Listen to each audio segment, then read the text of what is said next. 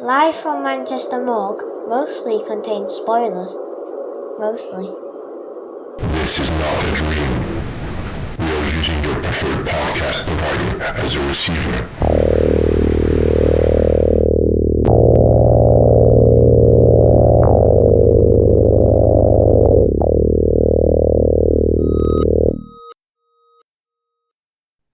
Welcome to Live from Manchester Morgue, the horror film podcast where we spill the beans on two films we think would make for a great double bill. I'm Gary. With me, as usual, is Ken. Hello, Ken. Hello. I don't know Delayed why. reaction. Yeah, I'm waving. You're Yeah, always I'm waving as waiting, well. mate. You freaked me out. I think you've been disconnected or something. Um, Tonight, we're joined by a special guest who's just recently been up and down the country giving talks on the psychology of horror. And she picked the two films that we're going to delve into on this episode. So, welcome to Manchester Morgue, Katie Evans, aka Mental Health Monsters. Hello, thank you for having me on here. And welcome aboard, yeah. So we would just before we started the show proper, we were saying you've been up and down. You were in Ireland this week, you said. Yeah, so I've just done 4 shows in 3 days. I did Cork, I did two in Dublin, so I do a vampire talk as well. And then I did Kilkenny and then flew back last night. And now my voice is holding on by a thread. But let's see how Oh it god. goes. But yeah, I've been Yeah. all over Well, we'll Edinburgh just before that. oh Great. Edinburgh, yeah. I saw some pictures of that Yeah. on Instagram. I've been that graveyard's really cool there, isn't that necropolis? Gorgeous, gorgeousy. We love, Um we love graveyards here, we do which is love an okay thing to say on a horror surprisingly. podcast. If you said it on another type of podcast, it's a bit weird, but It's culture here. yeah, yeah, yeah. Yeah. We're people of culture. We're all right. All right. We'll delve into a little bit of what have we watched then in the last week or so. Can I kick off with that? Because I had something quite interesting to say. Go ahead. All right. So I didn't watch it in the last week, but we've never talked about it on the show before, so I thought it'd be interesting. You know, on Reddit they have those AMAs that ask me anything, and it Yeah. could be like anyone. Like Sam Raimi did one recently about his new film, which I think you're going to see tomorrow. You said, Ken. Yes. Guy called Bryn Cheney did one the other day, and he directed a folk horror, a British folk horror called Rabbit Trap, which is coming out this weekend. Oh wow. Yeah, it's good as well because I watched it at Grimfest last year, so this is it finally getting general release. And it's set in 1976, and it's like it's a couple who go to do some sound recording. I think she's a singer, and they're in this like remote Welsh cabin thing. And so I asked him a question, and he answered it. So I'll tell you what he said. I said, I feel like a lack of technology is um, quite befitting and helps along with the feeling of isolation in films like this of this nature. And because it's set in 1976, I said, was that a conscious decision or was that part of why you chose to do it in that time period? And he said, absolutely. I love stories in which humans find themselves in the grip of nature's mysteries, and smartphones have really made that more difficult. But more than that, I love that era of history in which technology was so tactile and physical. The scrolls of magnetic tape, the synth tangle of cables that look like tree roots, and the joy of a good chunky switch. There's one piece of gear in the film which, for me, is the most beautiful bit of audio gear ever made. Darcy's portable reel-to-reel field recorder, the Nagra E. From memory, it came out in 1976, so that became our cut-off point for technology. So there you Nice. go. Bryn Cheney, and the film was called Rabbit Trap. I'll check that out. Yeah, interesting that, isn't it? I mean, I'm Yeah. not that much of an audio nerd. I don't know what a reel-to-reel field recorder called a Nagra E is, but I'm sure it's really, really something if you're into that kind of thing. It sounds cool. Yeah. Um. So yeah, it is a folk horror. That I mean, I feel like folk horror is a bit, like I think anything that's got folklore in it now just gets tossed into folk horror, and I don't feel like it is generally a lot of the time a folk horror. Like you have those sort of established tropes of folk horror, like the really old ones, like The Wicker Man. They're all about outsiders like entering a community and kind of not being welcome and weird things going on, and like anyone, it feels like anything with folklore in it, it all kind of gets lumped in Yeah, with it now. we spoke about this, didn't we, in a previous Mm, episode, and it all kind of the misinterpretation kind of gets kicked off by that Mark Gatiss special That's right. from Yeah. a few years back. I mean, realistically, the term folk horror, I think we mentioned in the episode, it was like coined by the director of Blood on Satan's Claw. Satan's Club. Yeah. Yeah. That's Um, right. I think to me, it's the folk in folk. So small communities, small country Mm. communities that have their own self-contained ideologies. That's folk horror to me. Whereas most people, if it's in the country and someone wears a weird animal mask, it's folk horror. That's It's exactly really it. folk horror comes up a lot actually in the psychology talks in the Q&A part. People are really fascinated by folk horror at the moment. Particularly in Ireland, there was a slightly different relationship to folk horror than I found in the UK. And different things tied in with like even like religious culture, religious trauma, things like that. And then neurodivergent people speaking about actually relating a lot to folk horror because the idea that everyone knows the systems around you and you feel like a stranger sometimes in the room. So there's Oh really wow. fascinating ways that people relate to it. I think it really I don't know, connects with people in different ways. Fascinating I, stuff. I haven't thought Yeah. about it Yeah. that way. That's No. yeah, that's quite cool. That reframes it a bit. Yeah. Yeah. It does. Speaking of Irish folk horror, there's that. We might have spoke about it in the last show. That Frowaka, the Ash Clark one. Oh, that's a great film, yeah. Yeah. Have you watched it since? I don't think you'd watched it when I spoke to you, or had you? I can't remember now. But that was really good. Yeah, I watched it. Yeah, I watched it after you mentioned it. It was very good.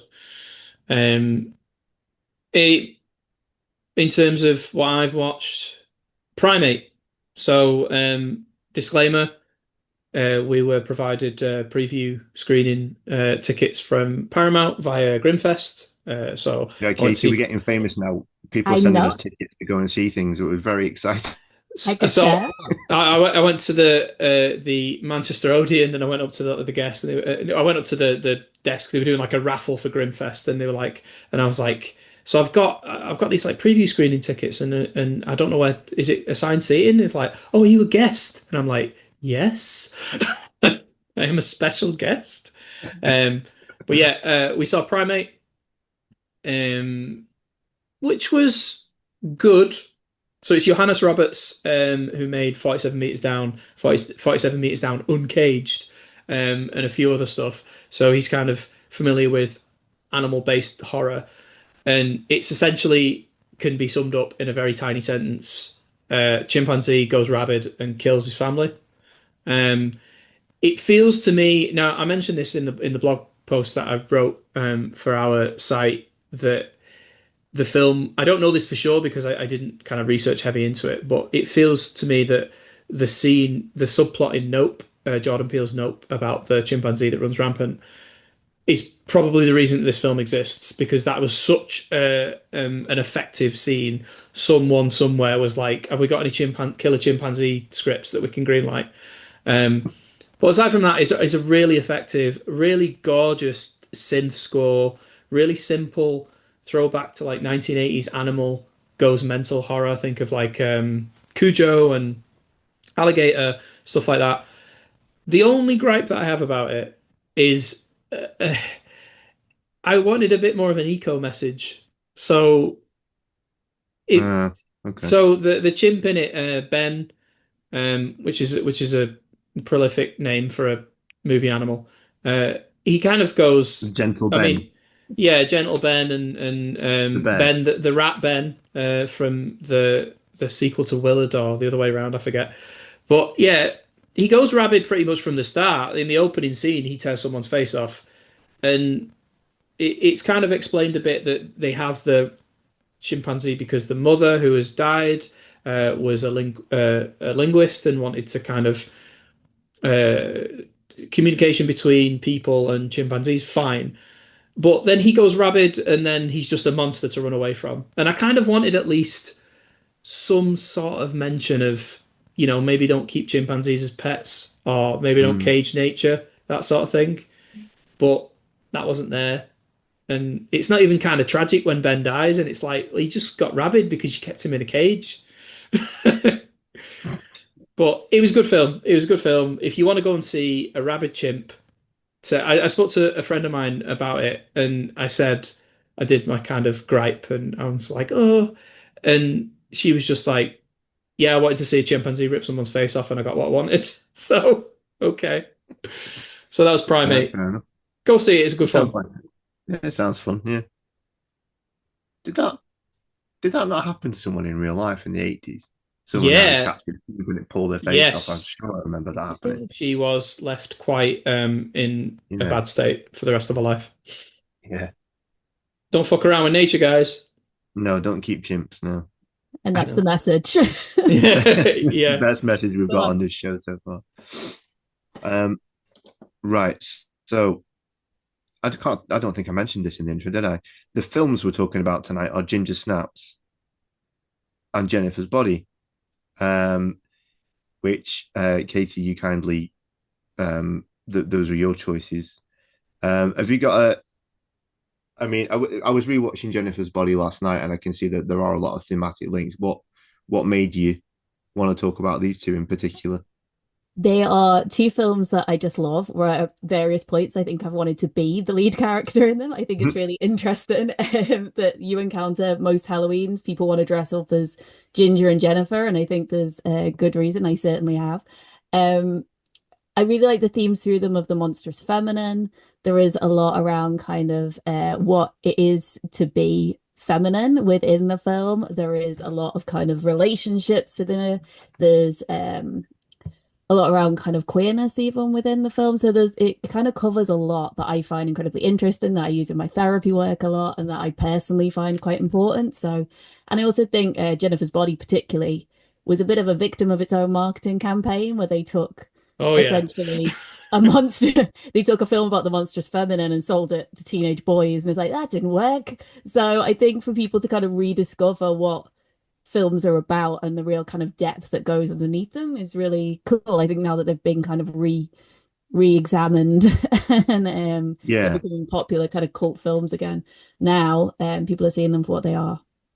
yeah. I think Jennifer's Body especially has found its audience since sort of 2009.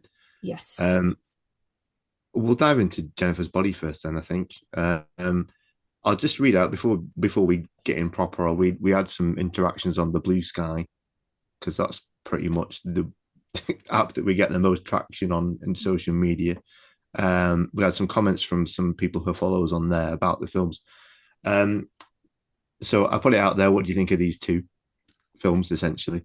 Nick White says both often overlooked and awesome movies. Can't disagree. Ian Nicholson said, don't forget to include Teeth in there, Oh, which actually, yeah, would have made probably a good triple bill, perhaps, with these Yes. two. Someone else mentioned Raw as well, the French Yeah. one. oh, Which, Raw again, so is I mean, like if we're going to do a fantastic. quadruple, Ginger Snaps, Jennifer's Body, Teeth, and Raw would all be like a great night or a great weekend's entertainment, I think. 100%. And I put them all in the monstrous feminine part in the talk. And as soon as you mention teeth, the whole room responds. Like it's They'll go, absolutely fantastic. oh, Yeah, The visceral reaction that I just had as well. Yeah. absolutely. yeah, And I can raw hear as the well. sound effects. I can hear the sound effects. I know exactly what oh, sound effect they used in that one scene. I can hear it in my head. I know, and I had Anyway. to do it in. I had to do that. Well, the talk a couple of times now in front of my dad. My dad's oh, face wow, every time I mention teeth and castration phobia or vagina dentata. It's uncomfortable. yeah, can you imagine? Movie post-mortem comes back. He says, I like Ginger Snaps. I think the theme was handled well and the creature effects were really well done and memorable. I thought Jennifer's Body failed to handle this same theme effectively, mainly because it has such clunky writing and the tone shifts are too jarring. That's interesting. Um, Yeah. I don't really agree. I didn't find the tonal shift jarring at all. It felt like, when I was watching it last night, I felt like it was spiritually a lot like a few sort of horror comedies, and it's very goofy when it needs to be and not when it isn't. And it really reminded me tonally of like American Werewolf in London. Yeah. I feel like I had that opinion when I first watched it in 2009. Um, and I'll go ahead and say it was probably part of my oppositional nature. I wasn't a massive fan of Juno, and when I went to see Diablo Cody's follow-up, I was kind of steeled for that sort of dialogue, that sort of energy, and I bounced off it. And I've watched it several times since, including the other day when I rewatched it for this. Jennifer's Body only gets better and only gets more relevant with age. I think it's a really good, really well written, really smart film, and really well acted by the subject, which is unfortunately the reason why it didn't do so well. I think Megan Fox is fantastic in Yeah. it. Yeah.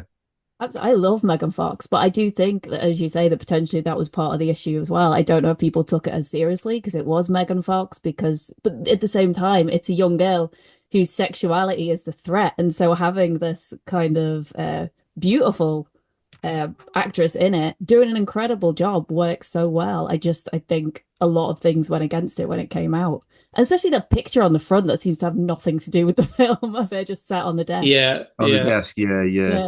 It is strange. So yeah, just to hammer the point home, and because as I read it from my notes, it baffles me. But I mean, a lot of things about Hollywood baffle you, right?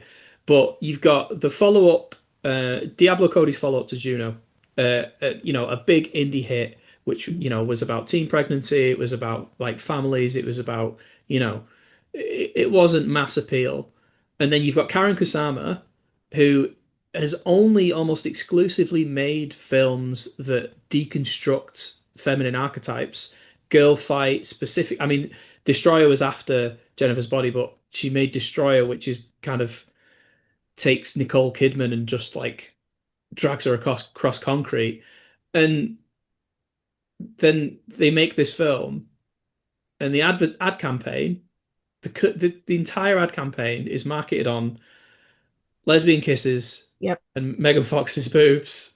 And you go to the cinema, you're a dude, you're an adolescent male, and you're like, there's no boobs in this. The lesbian kiss made me uncomfortable.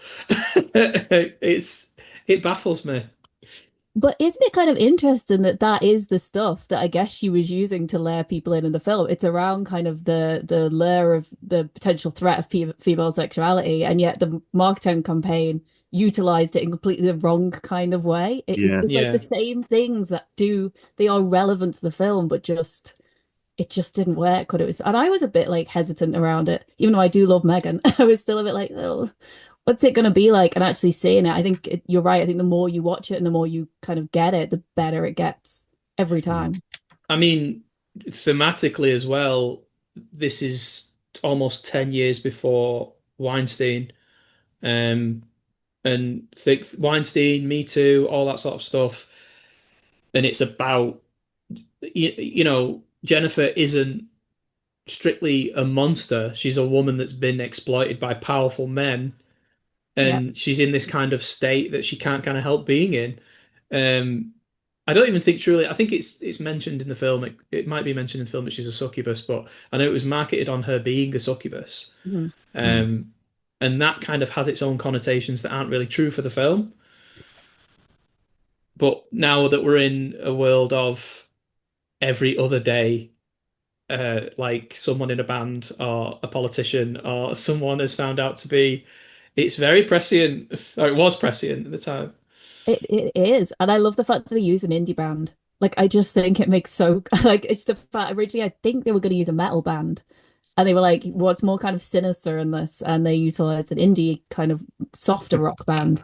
I think it works so Yeah, well. But they re I think they reached out to Good Charlotte and Fall Out Boy to play Low Shoulder, which is yeah. I find hilarious because I hate that music too. Um, I sent you a message, didn't I, Gaz? I said I never really thought about it before, but I think it's hilarious that a band that makes music that shit the film insinuates that they would have to sacrifice a girl to Satan to be famous. It's incredible, isn't it? But also those guys that would potentially not be seen as like non-threatening. You know, that all the teenage girls love them and that's where the kind of threat lies. But Mm. and you're absolutely right. I think there's a lot in it. In my kind of day working as a therapist, I work a lot with trauma. And there can be this idea of like what a kind of I'm using quotation marks here with my fingers, you can't see, but good victim looks like. And often coming across a certain way. And this is, Jennifer has been taken up by this band. she's been essentially sacrificed. And if you read the weapon as like phallic, it could be something else. So, it could come across in a number of different ways.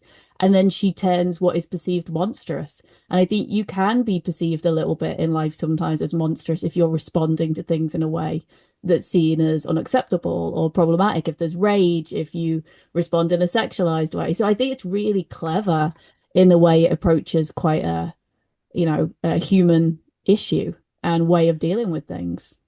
You mentioned being perceived being perceived in that way sexually.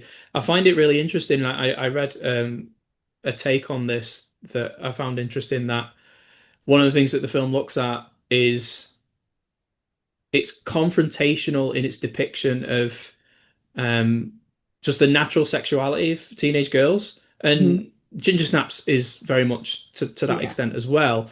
But I really love, if you take the scene where Needy is having sex with a boyfriend for the first time, and Mhm. that's intercut with Jennifer devouring a man, and Needy has to watch this. It's more, for me now, rewatching that, I'm thinking it's the teenage girl thinking that she's doing something wrong, thinking that she's the monster, and that's what kind of the world makes you feel. Because Yeah. promiscuous teen boys, absolutely fine, they've been fodder since the 1950s, but Yeah. promiscuous teen girls, it's confrontational. You don't want to watch it.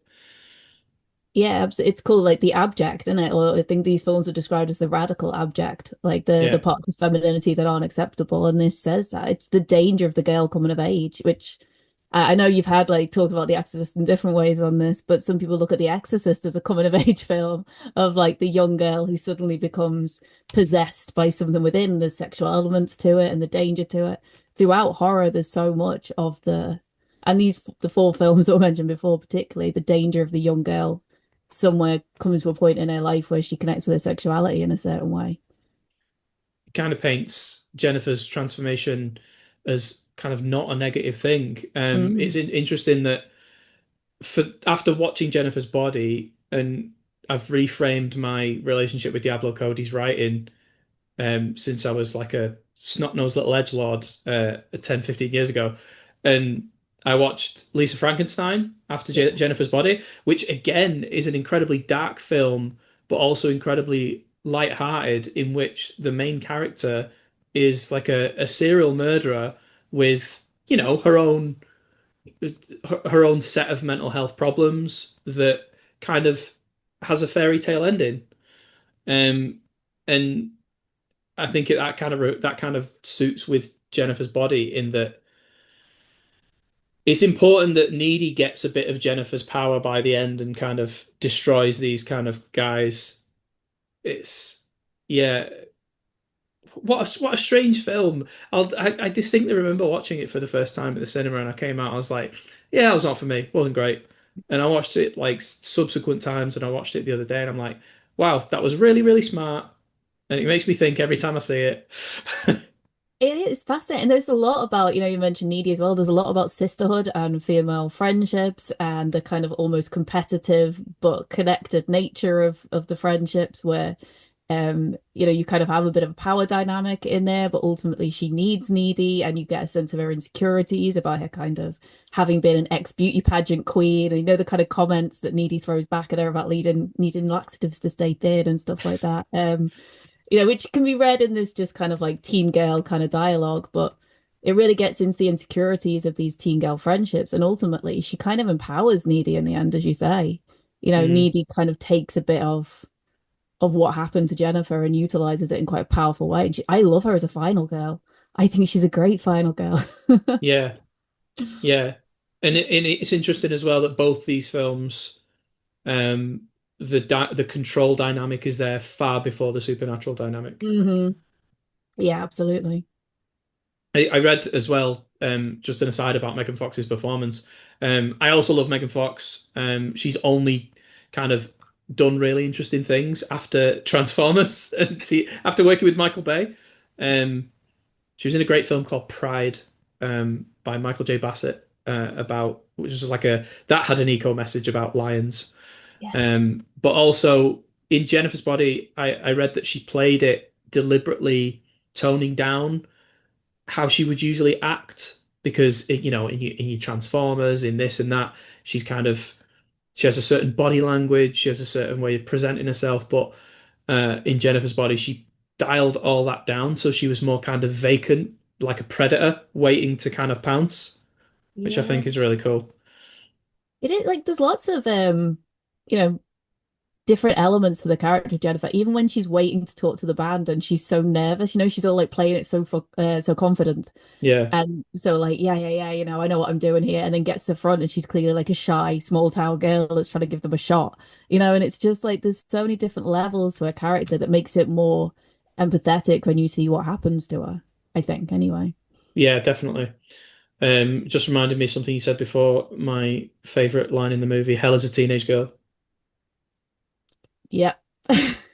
It's fantastic, isn't it? And I think, but that really it is the monstrous feminine. It's that idea of the fear of the feminine and what it could do, which is rooted in old Freudian castration phobia, but Oh, that guy. that guy and his obsession with genitals. But yeah, and it's rooted in a lot of that and where a lot of these films come from. But it is that kind of fear of the powerful femininity, or fear of what is deemed to be the monstrous femininity, and what we consider to be monstrous based on the world we live in. The male archetypes in the film are all kind of they're diverse, but they're all on the same level. They're all There's a juxtaposition there, isn't there, between Mhm. in that a lot of the male characters are quite sensitive, like including like the jock characters, like the football guy. Like yeah, yeah. there's a subversion of those kind of tropes for the males as well. Yeah, it's really interesting. And they're all it if anything, their emotions make them victims for Jennifer, Mhm. which is its own statement as well. Yeah, she kind of feeds off their vulnerabilities, like, kind of Yeah. layers them in when they're crying literally at times, or like the poor emo boy that gets me every time. Like Oh yeah, I felt really bad oh, for him. I know. He just wants to watch Rocky Horror Show with her. Yeah. He's the guy I would have wanted to date at high school. But I would have walked away when she got the film reference wrong. But that's why I didn't have any dates in high school. But we'll move on from that. Mm. Yeah, all right. Well, if we could just talk a little bit about the cast just for a moment. So we obviously have Amanda Seyfried and Chris Pratt. Is pre-Guardians of the Galaxy Chris Pratt, like Pre-Guardians post Chris Parks and Pratt. Rec Chris Pratt? Yeah, Before because before he I mean, this was was literally before anyone knew who he was, wasn't it? He was just yeah, yeah. just a guy in the he's the in the. cop in it? Yeah, yeah. He's Yeah. like he's just I always know, freshly always about forget to if he's finish the academy or that's something. it, Yeah, yeah. and then you've got J.K. Simmons, who is Yes. As the was useless an amazing teacher. As the character actor. teacher, yeah. He's also pretty emotional in it as A well. very He is, sensitive guy. yeah, Yeah, yeah. yeah. There's a theme. There's a theme. Yeah, absolutely. And then you got Nikolai.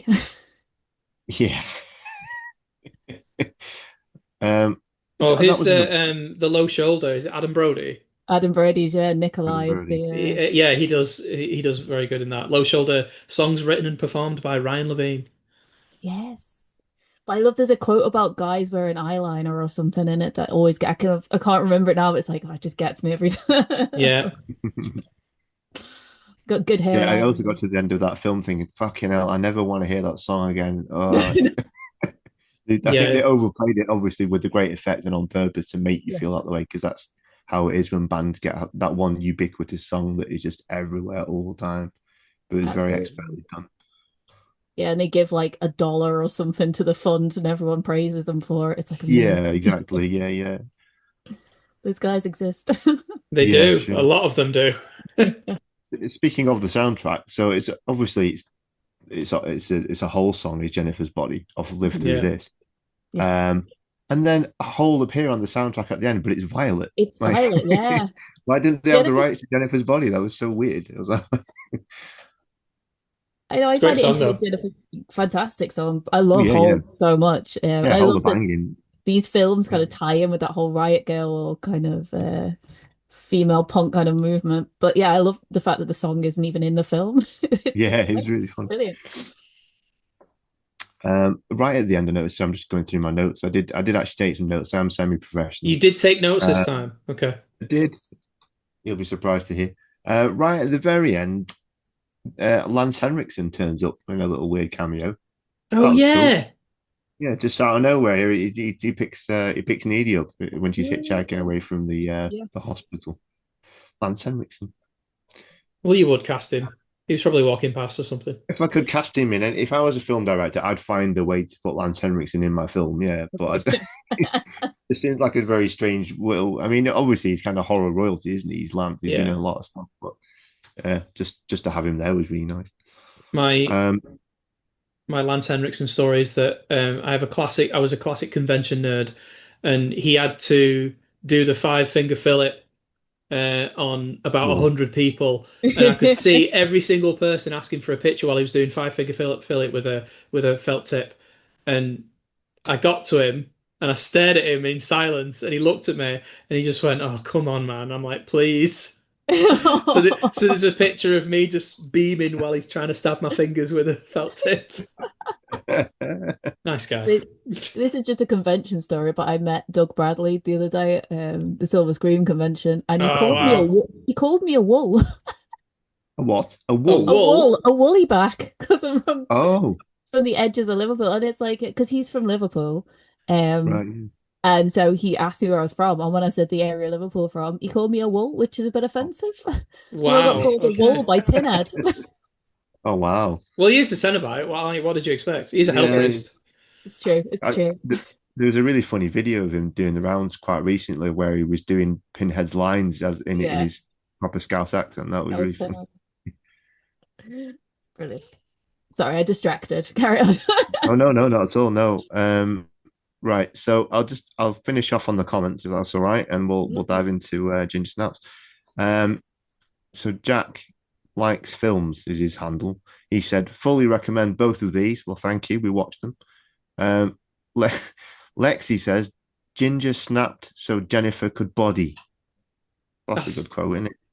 She yeah. reckons Great, that's yeah. an actual quote that can be attributed to someone, but she didn't know it was. So I'm attributing it to Lexi. To Lexi, Okay. thanks for bringing that one out.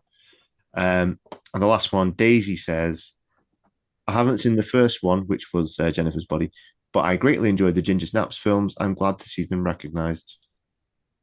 There Oh we go. yes. Reader interaction. Actually, while I'm there, do you mind if I just throw in a small bit of feedback from the previous show? On the last show, we had an interview with Nicholas Vince just on the Cenobite theme. He played the Chatterer Cenobite in Hellraiser and Hellraiser 2. And our friend Dave, the Shropshire expat, said he's a new fan, new listener, new friend. He said, great show as always. Hot take, Hellraiser 2 is my favourite of the franchise. And then the reboot with Jamie Clayton. That's interesting. It is interesting, isn't it? They're both great. Yeah, I mean, I wasn't the biggest fan of the reboot, but I think possibly just because I'm such a purist for the original. But I thought Jamie Clayton was an excellent Pinhead. She has nice pins because because they dress in pins, proper dressing pins. So They they've are, got the yeah, yeah, little yeah. pink. Well, I think in the original novel they have jewels on there, don't they? And the Oh novella they yeah, have that yeah, heart. Yeah. yeah. Right, on to Ginger Snaps. So directed by John Fawcett, starring obviously Emily Perkins and Catherine Isabel. Um, Yeah. what drew you to this one, Katie? Because I think it's a film again that occasionally gets a little bit overlooked, but it's got so many great elements, even of just like body horror in it. It's quite like grim to watch at times. It's got a lot of great themes. I think the werewolf element is really interesting because it's this continual grow into the werewolf rather than just a small kind of transition. The crossover of puberty and becoming a werewolf is just perfection. It's like, yeah, of course, that makes so much sense. I mean, werewolves have been tied into sexuality again since bringing old Sigmund back into it, but since Freud and the Wolfman, so it's always been tied to sexuality. And so to utilize it in this way of like the curse, I just think it's absolutely brilliant. But also to throw a fifth film in there, I think American Mary is pretty cool in terms of like Oh Oh, what a yeah, film! Yeah, we love female we've done American that. empowerment Mary. there, just for the crossover there with Ginger Snaps as well. But Oh yeah, yeah. yeah, another one could talk about this for days. But yeah, Yeah, but well, Yeah, we did cover sorry, Ginger Snaps, American Mary, didn't American we? Mary. On because we did some Grimfest coverage this year, yeah, and yeah, and as part of it, we wanted to do something like that wasn't currently playing, and it had played at Grimfest in the past, Yes, of and we course. just use it as an excuse to talk about American Mary because it's such a good film. yeah. Brilliant. Yeah. Um, I have to thank you for choosing this because this is a top five movie for me. I, It's- it's my favorite werewolf movie of all time. It's one of my favorite horror movies of all time. I distinctly remember going into an empty screening in the now closed down Odeon on Oxford Road when I was 15 and watching it and then just coming out just shell shocked.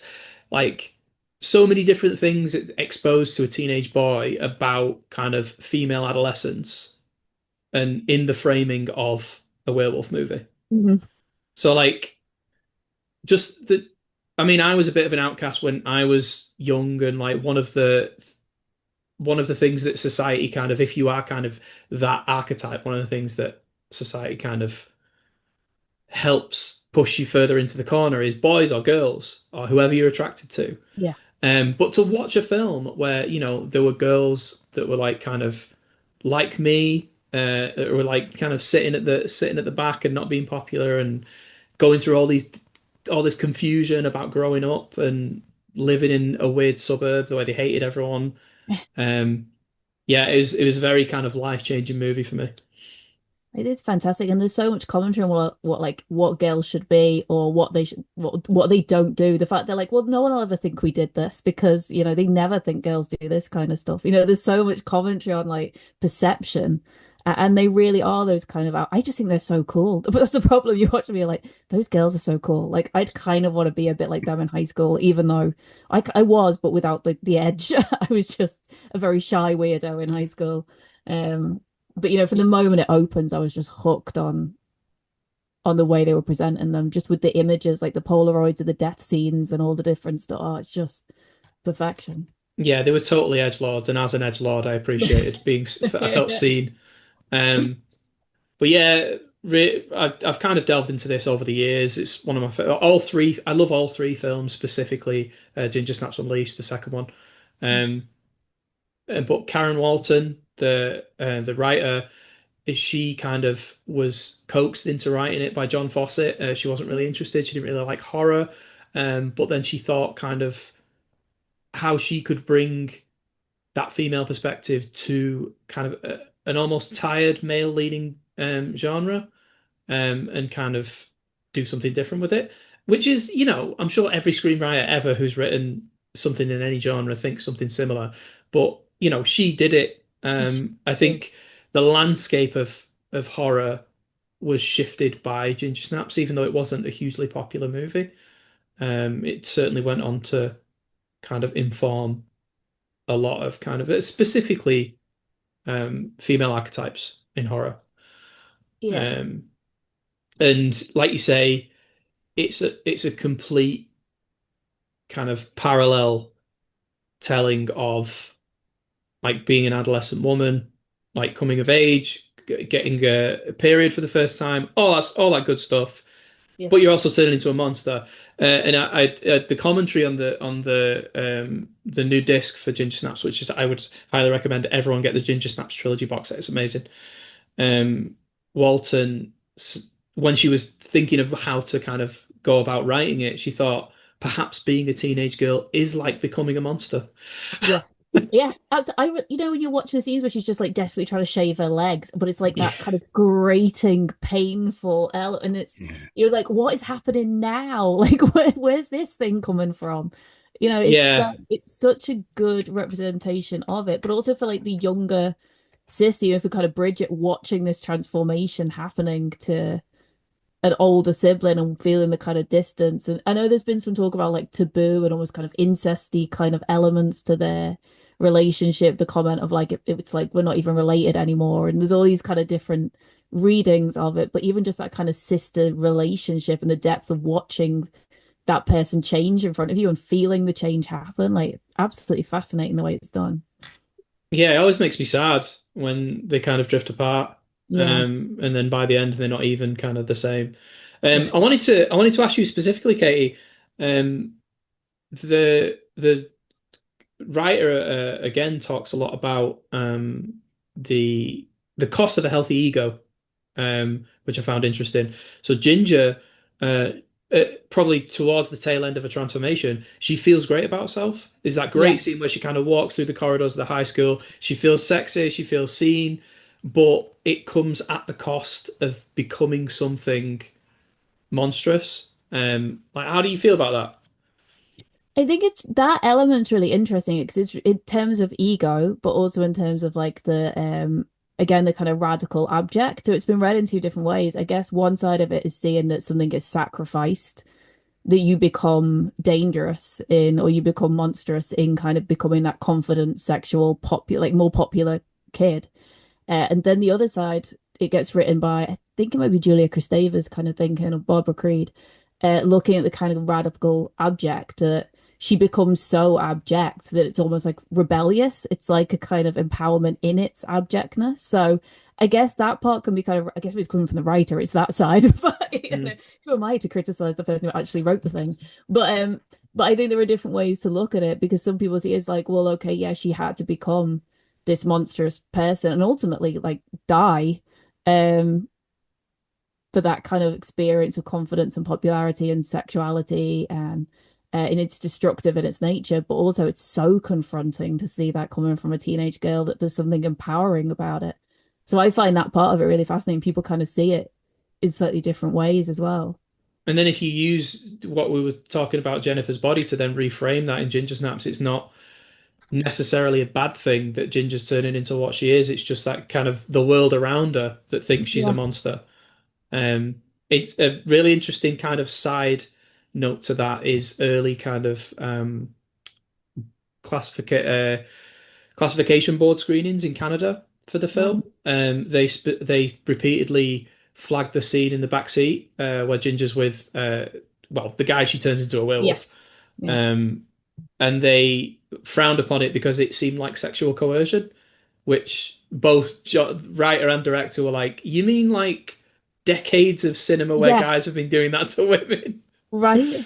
The power dynamic is really interesting. It is. It proved the film completely. And it is how she takes this more masculine role throughout. I mean, like the tails, okay, it's a tail, but you could read that as something else. You know, she kind of grows the slightly phallic tail. Mm, She's more kind of sexually aggressive. Should we say, you know, she's yeah, more kind of dominant in that kind of role. And even when she turns him, the way that he starts to manifest, showing that he's a werewolf, you know, he bleeds from, yeah, he essentially menstruates in some sort of that's Yeah. way. that's not great to watch, by the way. I've seen the film No. about 50, That 50 left times me a and it's little never bit great to uncomfortable. watch. Yeah. But it is quite a, you know, to watch him running through the corridors trying to hide the blood, you know, not to get Yeah. too into, but you know, that's something that people have experienced, you know, when Yeah. you're in that position. So I think it's really interesting the way it flips and plays with gender again and the kind of power there. Which is Jennifer's body, as we were saying, with the emotions kind of stuff. There's this real kind of playing with gender and abject and what it is that's kind of happening with power there. Yeah, I think Bridget is quite an interesting character, Mm, amazingly played by Emily Perkins, yeah. um, because she's having her own transformation. She's having her own evolution. As a woman, it's a very like female transformation, but just not as biological and not as psychological as Ginger. She's kind of learning to fend for herself without her sister, and that Yeah. in itself is making her stronger.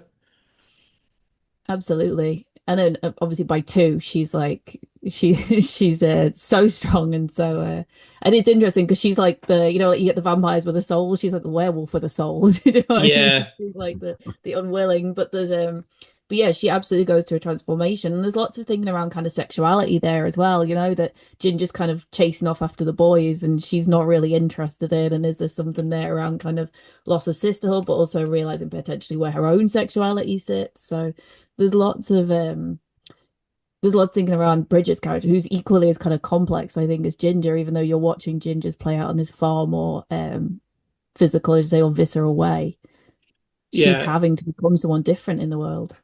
And, The you co know, Sorry, go on. and kind of face up to sort of ultimate fears and losses. You know, she has to do some pretty scary stuff. Yeah. The complete you mentioned her making discoveries about herself and like the complete lack of um enforced romantic chemistry between her and the drug dealer in the van Yeah. character is really refreshing. It's always refreshing, even as I watch it now, because that's not what it's about, and that's not what her journey's about. Um, she don't even really need him. In fact, Oh, at several points, specifically towards the end, he kind of tries to save the day and fucks up, makes it worse. yeah, he's Yeah, not the most helpful character. Also, I mean, he is. He has a place, but he's. It's interesting that he's kind of in the slightly guiding, passing on the knowledge, but not necessarily hero role in that as the kind of male character there. yeah. Special mention to the family dynamic. Well, special mention to first of all I love the David Lynch Blue Velvet-esque suburbia, which is kind of this odd, like brightly colored purgatory that the girls have to exist within. I grew up in a very similar kind of, well, it was more of a council estate, but it was a very kind of just bland. I hated everything about it. I just wanted to be out somewhere different. And Mm. also the the the family, the mother and father, Yeah, absolutely fantastic. Mimi Rogers as this kind of 1950s archetype who is ultimately only cares about her girls. yeah. The great dinner scene at the dinner table where the dad is just like completely silent, just grunting and like looking between his wife and his daughters, not knowing what to do. The It's very similar. There's aspects of that in Jennifer's Body as well about the men just being completely paralyzed by what is happening to these women. Absolutely. And I love that. I love the fact the cake that she makes her with like the Oh red. God. It's absolutely like mortifying, but also like the fact that she's so cool with it and just like, let's celebrate. You know, she's quite positive, forward thinking in her approach in some ways. But and the fact that she's willing to just burn the house down, it's like, what about dad? Like, meh. You know, the fact that she's just so there's this real power to the mom, I think, even though she comes across in some ways like this real housewifey traditional kind of figure, she's willing to do what it takes and sort of celebrate her daughter's femininity. Um, I feel like in a way, because by the end, Bridget, when Ginger's kind of fully transformed, and Ginger's kind of in the full monstrous part of her transformation, and mm, Bridget's in a more mature place. But when the mother pulls up in the car and is like, "Get in," and she's got the Tupperware with the fingers in it, you get the impression that it's kind of like a handing down of this knowledge. It's like teaching your kids the birds and the bees, but this is, as a woman, this is the sort of shit that we're going to have to deal with again and again. yeah. No, absolutely. And she does kind of teach her a bit about the birds and the bees, but it's like, yeah, this is what we do. Get in, we get on with it, we pick the fingers, we crack on. It's brilliant. I love the nonchalance in which case she just puts them in a Tupperware. Yeah. I think absolutely brilliant. It's not even like it's not an appropriately sized Tupperware because they jangle around, which is quite macabre. I know. Maybe Yeah. it is something, of, perhaps sometimes as girls, women, feminine people, you do have to confront a lot of darkness and get through a lot of like difficult stuff and violence. And there is almost a bit of like, and here we go again, kind of feeling about it sometimes, Yeah. perhaps it's reflecting that pretty well. Going a bit onto the sequels as well. So we've got Ginger Snaps Unleashed, which is a kind of, well, it's not an allegory, it's a complete kind of direct about addiction. And Yes. Yeah. again, we use lycanthropy as a metaphor for kind of recovering from addiction. And Mm. like also there's some stuff in there about like mostly male controlling systems Yeah. in the kind of the psych ward of a hospital. And then we move on to Ginger Snaps Back, which is a really goofy title, but I really like it, especially considering it's set back in time, um, at a time when women would generally be told to kind of shut up or kind of, I don't know, sunk in a river to see if they float, Yeah. tied to a stake, burn, that sort of thing. Good stuff, fun stuff. Uh, but yeah, that's really good, and that kind of mixes in the some kind of American Native American stuff as well. So there's a lot of kind of I think I find this franchise a really and I don't think John Fawcett or Karen Walton comes back to write Unleashed or back, I don't think so, no. but it's interesting that both of the sequels are kind of worthy in kind of allegorical way, carrying on the kind of the gender dynamic stuff as well. I, Yeah, I think there's some really interesting, commentary on views of kind of feminine or women's mental health throughout the whole thing and the way it's perceived. Because even when you look at the way in, psychiatry 100% of place, I'm not like going in on psychiatry, but it has at times, women have been hysterical, women have been problematic somehow. Women have been, well, women with addiction are seen as very differently to men with addiction, or women have been categorized or put in certain boxes. So there's some interesting commentary throughout. And then yeah, even the kind of, if hormones are surging and you're lashing out a bit, are you a problem? So I think there's these interesting kind of commentaries throughout the different elements on the way women are viewed within structures culturally around kind of mental health and health and body, but mental health as well, very much. And I think that's an interesting one that it takes, particularly when you see in two, the ward full of the young girls. And it's like, well, yeah, I think they even comment like they don't take well to female addicts or something. There's some yeah, comment on, yeah, girls with addiction. And it's true. It is often seen quite different. Even from working in addiction services, you'd see there could be a slight difference. yeah. I do like the kind of shared trope across different films like this about either as a full setting for the film or they end up in, the mental health ward Yes. or, like Needy in Jennifer's Body. Um, she ends up in it's just where you put kind of hysterical women, isn't it? Right. But then at some point, to be fair, if I'd have witnessed what they had, I probably would have felt a bit like, Yeah, yeah, Mm. just help me. So, yeah, but yeah, fascinating. But I love these kind of, I think these were almost considered to be like kind of coming of age horror kind of things, but they hold so much in them. That's why I just find them so interesting. Ginger Snaps, I think even I say more so than Jennifer's Body. It has so many layers to it. I think the werewolf element add in so much to that, but incredible for someone who's like, yeah, not a huge horror fan to just create this absolute masterpiece of presenting yeah, cultural elements through horror.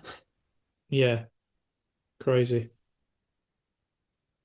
Yes, thank you for those suggestions. I was giddy when Gaz said ginger snaps. Do you know what's so interesting though? I got almost a slight nervousness of like, is this horror enough? Which is so strange, isn't it? When you have that moment of like, oh, well, is this kind of, do you think people would be interested in chatting about these more in terms of like, particularly Jennifer's Body? But I think they're actually fantastic films. I'm so glad you wanted to talk about them. You know what? We do have quite a high female listenership, don't we, Ken? I think quite a lot of women tune in. So yeah, I think there'll be some people we know who'll be quite thrilled with the choices that you've come out with tonight. Actually, I mean, I'm thrilled. I love both those films. So it's been really fun to talk about them with someone as knowledgeable as yourself about the sort of thing. Thank you. I love it. And if you ever want to talk about teeth and raw, I'm good. I was going to say, if you want to do a follow up episode, you're welcome to come back if you want to sometime in the future. I mean, what else can we throw in? We're on 5 films now. We're up to what was the last one? American Mary. How Um, do we what label do we put them on? The monstrous feminine?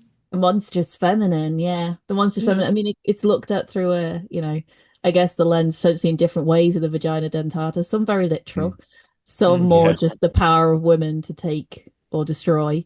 But yeah, definitely I'd put it under monstrous feminine.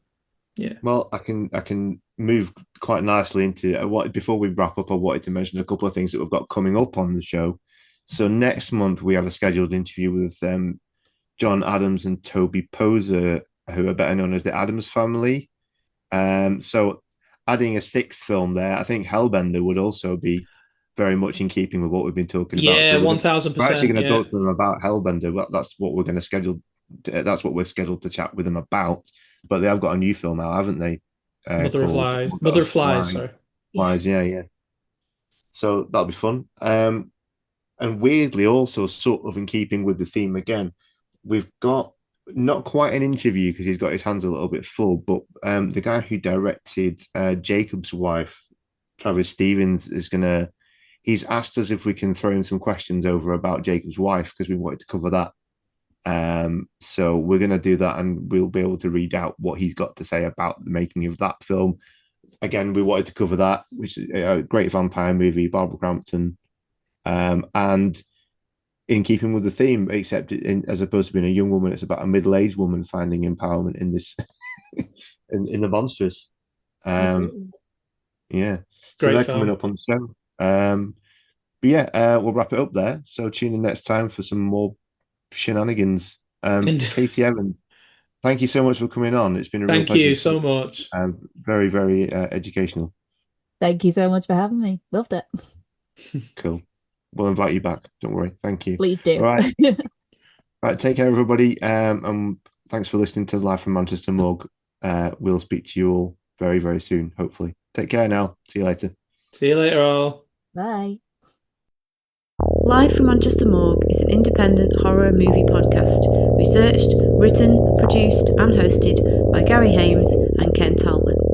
New episodes air every 2 weeks on Spotify, Apple, YouTube and all major podcast providers. You can help us grow by leaving a rating or sharing the show with like-minded friends. If you want to get in touch, you can leave us a comment or email us at killertunes976@gmail.com.